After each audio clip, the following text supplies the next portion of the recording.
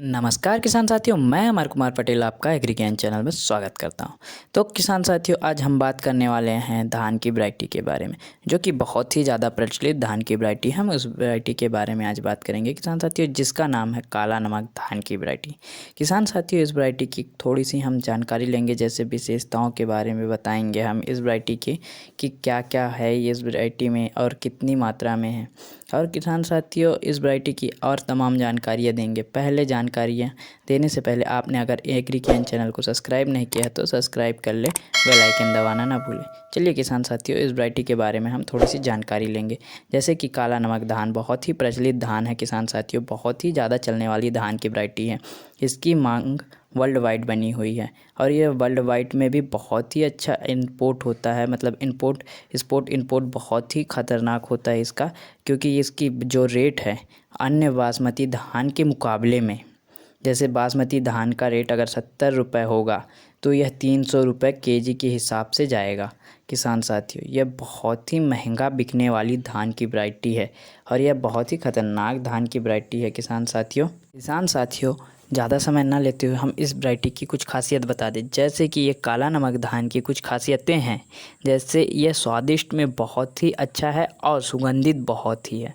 और किसान साथियों, यह खाने में भी बेमिसाल है और यह स्वादिष्ट में भी बेमिसाल है। किसान साथियों, अगर इसकी आप खेती करते हैं, खेती करते समय अगर आपके खेत में ये लगा हुआ है तो ये इसके धान की चारों ओर खुशबू पहुंच जाती है और गाय भैंस भी आ जाते हैं। गाय भैंस इस वैरायटी को खाने के लिए आ जाते हैं। तो किसान साथी, ये वैरायटी खाने के लिए भी बहुत ही स्वादिष्ट है और ये गाय भैंसों के लिए भी बहुत ही स्वादिष्ट है, खुशबूदार है, इसलिए गाय भैंस खींचे चले आते हैं। और किसान साथी, इस वैरायटी को कौन से ज़िले में सबसे ज़्यादा बोया जाता है, तो गोंड ज़िले में सबसे ज़्यादा इस वैरायटी को बोया जाता है। इस वैरायटी का जीआई टैग पाया हुआ है ये 11 गाँव ने। और किसान साथियों, इस वैरायटी को 11 गाँव में बहुत ही ज़्यादा लगाया जाता है। इसका इंपोर्ट बहुत ज़्यादा तेज़ी से वहाँ गाँव से हो रहा है। और किसान साथियों, इस वैरायटी को काला नमक धान प्रजाति के बारे में थोड़ी सी जानकारी और लेंगे। जैसे कि अन्य धान 115 से 120 दिन में पककर तैयार हो जाता है, परंतु ऐसा नहीं है। काला नमक धान 140 से 150 दिनों में यह पककर तैयार होता है। किसान साथियों, यह वैरायटी थोड़ी लंबे अवधि की है। इस वैरायटी को आप थोड़ी ज़्यादा समय की है, इस कारण गहरे खेत में लगा सकते हैं जहां आपके पानी के साधन हैं।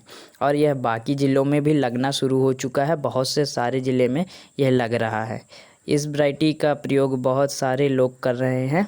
खाने के लिए बहुत ही अच्छा है। यह कैंसर पेशेंट को भी खिला सकते हैं और शुगर रोगी भी खा सकता है इस वैरायटी को। और किसान साथियों, इस वैरायटी के बारे में आगे मैं बात जैसे करेंगे, इसकी खेती करने के बारे में जानकारी लेंगे। जैसे कि इस वैरायटी की खेती में हम जानकारी लेंगे तो इस वैरायटी का बीज दर प्रति एकड़ 9 केजी से 30 केजी के बीच में लगता है।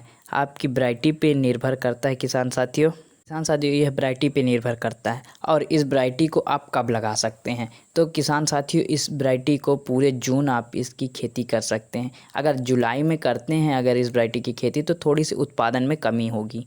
और किसान साथियों, अगर 15 जून से पहले अगर खेती करते हैं तो इसमें फसल में उत्पादन में कोई बढ़त नहीं होगा, वह सेम उत्पादन रहेगा जो आप पूरे जून में करेंगे खेती।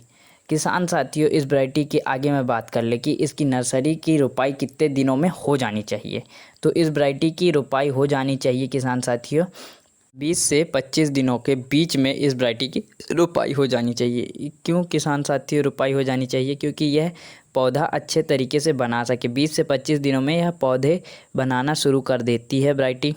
रोपाई के कुछ दिनों के बाद में इस वैरायटी में खरपतवारनाशी का प्रयोग कर सकते हैं। खरपतवारनाशी का प्रयोग करने के बाद में इसमें खाद का प्रयोग करें और यह वैरायटी आपको बहुत ही अच्छा उत्पादन देके जाएगी। और यह वैरायटी पूरे वर्ल्ड वाइड चलती है, इस कारण किसान साथियों, इस वैरायटी को बेचने में कोई तकलीफ नहीं होगा। इसका चावल भी बहुत महंगा बिकता है और बहुत ही खुशबूदार होता है, सुगंधित होता है और बहुत ही वर्ल्ड वाइड मार्केट भी है इसका, हमने जैसे पहले भी बोला है।